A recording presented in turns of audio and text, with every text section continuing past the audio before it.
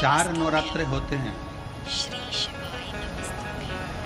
उन 4 नवरात्रे में 2 नवरात्रे गुप्त माने गए, और उसमें भी जो आषाढ़ महीने का जो नवरात्र आता है, जो आज से प्रारंभ हुआ है, कहते हैं अगर कोई स्थिर होकर एकांत में बैठकर भगवान शंकर के नाम का मात्र संबोधन श्रवण कर लेता है, सुन ले, गुनगुना ले, शिव को याद कर ले, तो कहते हैं शिव और शक्ति की दोनों की कृपा उसके ऊपर बनी ही रहती है।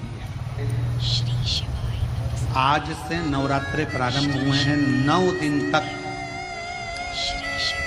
ये गुप्त नवरात्रे के 9 दिन, अगर आपको ऐसा लगता है कि शिवजी आप बाबा मेरी नहीं सुन रहा, बहुत संघर्ष का जीवन चल रहा है, बहुत परेशानी का जीवन चल रहा है, बहुत कष्ट का जीवन चल रहा है, और कोई मंजिल, कोई राह, कोई मार्ग दिख ही नहीं रहा,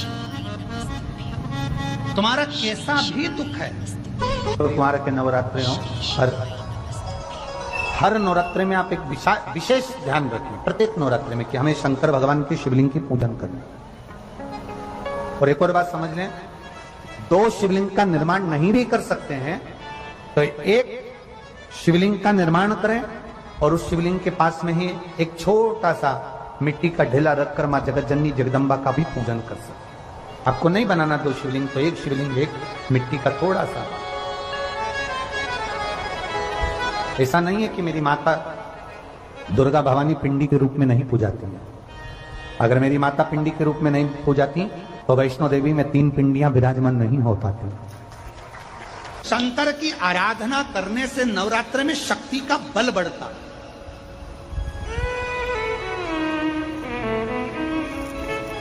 शक्ति का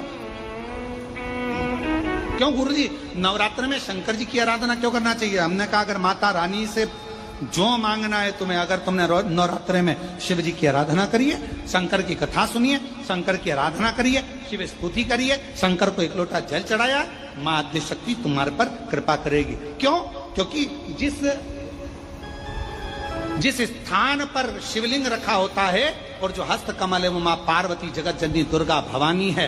जब हम जल चढ़ाते हैं मां आद्य शक्ति अम्बा जगदम्बा 64 योगिनियों पर वो जल चढ़ जाता है, और जगत जननी नवरात्र में प्रसन्न हो जाती है। वो जल की इतनी महत्वता है। आद्य शक्ति को प्रसन्न करना है, नवरात्र में शिव जी को जल चढ़ा।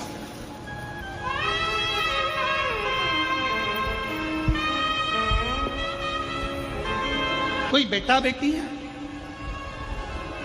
कोई एग्जाम दे रहे हैं, कंपटीशन एग्जाम में बैठ रहे हैं, सर्विस के लिए जा रहे हैं, नौकरी के लिए जा रहे हैं, नौकरी नहीं लग रही है, हम कहेंगे लाल पुष्प की पत्तियों को प्रत्येक किसी भी नवरात्रि के अंदर, नवरात्रि के अंतर्गत 9 दिन का तुम नियम बना लो। जैसे कई माताओं का नियम रहता है, मेरा व्रत है, मैं दूध पर 1 गिलास दूध पर व्रत करूंगी, मैं नंगे पैर चलूंगी, मैं ये व्रत करूंगी, मैं वो व्रत करूंगी। मैं बेटा बेटियों से कहूंगा, नवयुवक बच्चों से कहूंगा, अगर आप कंपटीशन एग्जाम में बैठ रहे हो, अपनी पूरी मेहनत करो, पूरा परिश्रम करो, रात दिन एक करो और लगे रहो, और 9 दिन तक नवरात्रि में 9 लाल फूल की 9 पंखड़ियां या 9 कोई भी चावल लाल कलर में कर कर, कुंकू में कर कर, अगर माँ जगत जननी के मंदिर में नहीं जा सकते, माँ भीड़ रहे, तो शिवलिंग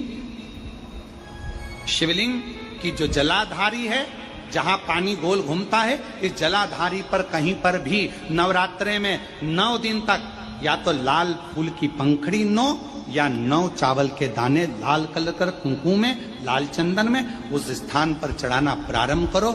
9 दिन के बाद तुम्हें 15 दिन और निकलेंगे, उसके बाद तुम्हें खुद लगेगा कि तुम्हारी जॉब, तुम्हारी नौकरी तुम्हारा बाबा ने लगाया है। शक्ति का बल, परिश्रम जरूर करना, मेहनत जरूर करना, रात दिन पढ़ाई एक साथ करना, और अपने परिश्रम को नहीं छोड़ना। मेहनत जरूर करो पर साथ में ये प्रयोग भी करो नवरात्रि का। देखो शिव और शक्ति का बल तुम्हें प्रसन्नता देता है कि नहीं देता।